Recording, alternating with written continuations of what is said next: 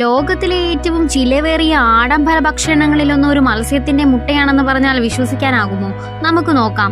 ഇന്ത്യയിൽ ഇതിന്റെ വില 30 ഗ്രാമിന് 8,000 രൂപ മുതൽ 18,000 രൂപ വരെയാണ്. ലോകത്തിലെ നിരവധി രാജ്യങ്ങളിൽ ഈ വിഭവം ആഡംബര വിഭവങ്ങളുടെ കൂട്ടത്തിൽ പെടുന്നു. ഈ വിഭവത്തിന്റെ വലിയ മാർക്കറ്റ് ഉപയോഗപ്പെടുത്തുന്ന രാജ്യങ്ങളിൽ പ്രധാനം ചൈനയാണ്.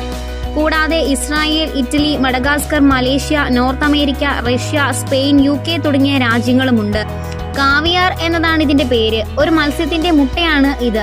കാസ്പിയൻ കടലിലും കരിങ്കടലിലും കാണപ്പെടുന്ന തദ്ദേശീയ മത്സ്യമായ ബെലൂഗ സ്റ്റർജൻ എന്ന മത്സ്യത്തിന്റെ മുട്ടയാണ് കാവിയർ.